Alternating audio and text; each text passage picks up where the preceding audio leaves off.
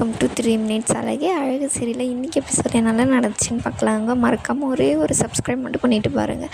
பார்த்தீங்கன்னா மதிக்கும் இவருக்கும் சண்டையிலே சுரேஷுக்கும் பயங்கரமாக சண்டை போட்டுட்டு இருக்காங்க. அப்போது எனக்கு இவ கூட வாழவே பிடிக்கல அப்படின்னு சொல்லிட்டு, இவளுக்கு நான் யாருமா, நான் புருஷன் தானே, இவ என்னை தொட விட மாட்டேங்கிற, ஒன்றுமே பக்கம் போனாவே தள்ளி போகிறா, இவ பக்கத்துலேயே இருக்க விட மாட்டேங்கிறா, இன்னும் பண்ணாலுமே குத்தம் தான், என்ன பண்ணுறதுன்னு எனக்கு தெரியல, டெய்லி நான் இவகிட்ட சாவறதா இருக்குது, இவளுக்கு நான் என்ன தான் பண்ணுறது சொல்லுங்கம்மா, நீங்களே சொல்லுங்கள் அப்படின்றாங்க. என்னப்பா எனக்கு ஒன்றுமே புரியல அப்படின்றாங்க.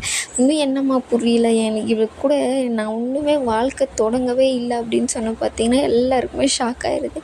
ஏன்னா இவங்க 2 பேருக்குள்ளே ஒன்றுமே நடக்கலையா அப்படின்ற மாதிரி தான் எல்லாருமே பார்ப்பாங்க.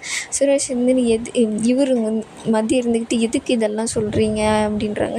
இப்போ நீ ஒழுங்காக நடந்துங்கன்னா நான் ஏன் இதெல்லாம் வந்து சொல்லிட்டு இருக்கேன் அப்படின்னு சொல்லிட்டு அவர் கத்தி பேசுகிறாரு. எல்லாருமே அமைதியாயிரு சுரேஷ், பேசிக்கலாம், பொறுமையாக இரு அப்படின்றாங்க. இல்லை, அவர் ரொம்பவே கத்தி பேசுகிறாரு. எனக்கு இன்றைக்கி ஒன்று தெரிஞ்சே ஆகணும் அப்படின்னு சொல்லிட்டு அவங்க பேசிட்டே இருக்காங்க. எதுக்கு எடுத்தாலும் இவ எனக்கு இதை பண்ணக்கூடாது, அதை பண்ணக்கூடாது, இப்படி தான் பண்ணணும், இப்படி தான் நீ நடந்துக்கணும், நானும் பொறுத்து போகிறது. இப்போ எனக்கு தலையில் அடிபட்டது எப்படி தெரியுமா அடிபட்டுச்சு, இவ தான் எனக்கு தள்ளி விட்டுட்டா மாமா வீட்டில் இருக்கும்போது அப்படின்னு சொல்லிட்டு, அக்கா வீட்டில் இருக்கும்போதுன்னு சொல்லிட்டு சொல்கிறாரு. என்னது இது, நீ அப்போது வேறு மாதிரி தானே சொன்னேன் அப்படின்னு. நான் இவளை சும்மா இது சொன்னேன், ஆனால் இவ தான் என்னை இப்படி பண்ணா அப்படின்னு சொல்லிட்டு சொன்னோடனே பார்த்திங்கன்னா எல்லாருமே மதியம் திட்ட ஆரம்பிக்கிறாங்க. அதுக்கப்புறம் பார்த்திங்கன்னா ரொம்ப கோவம் வந்து சுரேஷ் வந்து மதியம் அடிச்சிடுறாங்க. மதியம் சுரேஷ் அடித்தோடனே எல்லாருக்கும் பயங்கர ஷாக்கு. என்ன இவங்க 2 பேரும் மாறி அடிச்சிக்கிறாங்களே, என்ன பண்ணுறதுன்னு சொல்லிட்டு பார்த்திங்கன்னா எல்லாருமே கொஞ்ச நேரம் பொறுமையாக இரு சுரேஷ், பொறுமையாக இரு மதின்னு இவரும் மலரும் சொல்கிறாங்க, பாக்கியராஜும் சொல்கிறாங்க. நான் அவங்க 2 பேருமே கேட்குறதா இல்லை.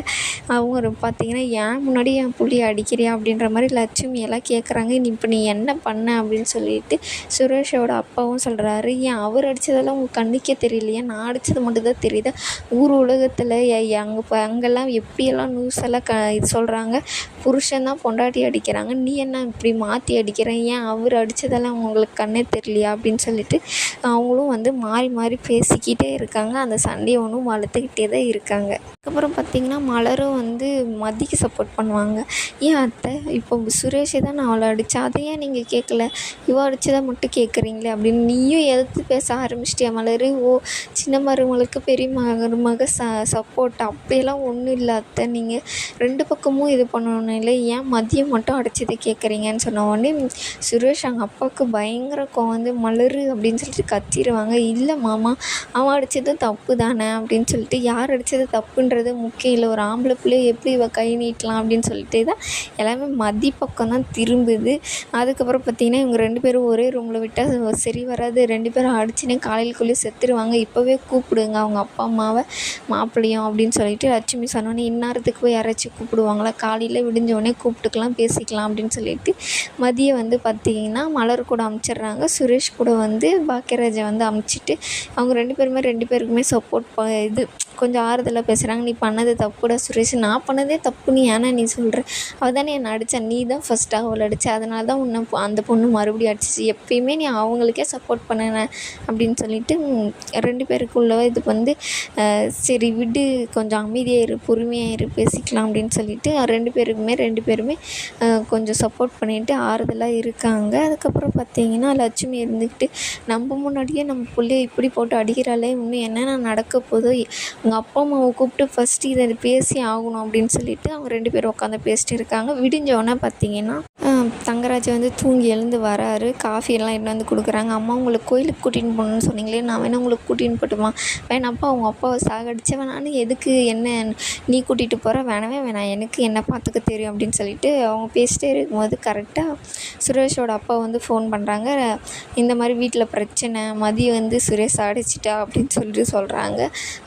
ஐயோ என்னாச்சு அப்படின்னு சொல்லிட்டு கூப்பிட்றாங்க. ரேவதி இங்கே வா, அவன் என் ஷர்ட்டும் பர்ஸும் எடுத்துன்னு வா, உங்கள் வீட்டில் ஏதோ பிரச்சனை தனியாக நம்ம போய் பார்க்கணும் அப்படின்னு சொல்கிறாங்க. அந்த வீட்டில் என்னைக்கு தான் பிரச்சனை இல்லாத இருக்கோ, இந்த பொண்ணை கல்யாணம் பண்ணிட்டு வந்துக்கிருந்து அந்த வீட்டுக்கு நீ இது பண்ணுறதுக்கே சரியாக போதுடா தங்கராஜ் அப்படின்னு சொல்கிறாங்க. என்னடா ஆச்சு அப்படின்னு கேட்கும்போது மதி வந்து சுரேஷ் அடிச்சிட்டா. என்னடா மாற்றி சொல்கிறியா என்ன? இல்லைம்மா இதுதான் நடந்துச்சான் அப்படின்றாங்க. சரி சரி போய் பாரு போலீஸ்காரனாவே அடிக்கிறாங்களா அப்படின்னு சொல்லிட்டு அவங்க வந்து போகிறாங்க அங்கேருந்து வேக வேகமாக. அதுக்கப்புறம் பார்த்திங்கன்னா கரெக்டாக அங்கே போய் இறங்குனோடனே மதியோட அப்பா அம்மாவும் வருவாங்க. என்ன நடந்துச்சுன்னு கேள்விப்பட்டீங்களா அப்படின்னா, கேள்விப்பட்டோம் அப்படின்னு சொல்லி, சரி வாங்க உள்ளே போய் பேசுவோம் அப்படின்னு சொல்லிட்டு தங்கராஜும் மதியோட அப்பா அம்மாவும் சேர்ந்து வராங்க. என்னங்க பொண்ணை வளர்த்து வச்சுருக்கேங்க, என் முன்னாடியே என் புள்ளையை அடிச்சிருக்கா அப்படின்னு சொல்லிட்டு சொல்கிறாங்க. என்னம்மா ஆச்சு மதி அப்படின்னு சொல்லிட்டு கேட்கும்போது அவர் தான் ஃபஸ்ட்டு என்ன அடித்தார் அப்படின்னு சொல்லிட்டு சொன்னோன்னே எல்லாருமே ஷாக்காக பார்க்குறாங்க. இன்க்ளூடிங் தங்கராஜும் ஷாக்காக பார்க்குறாரு. இதோடு இந்த எபிசோடு முடியுது.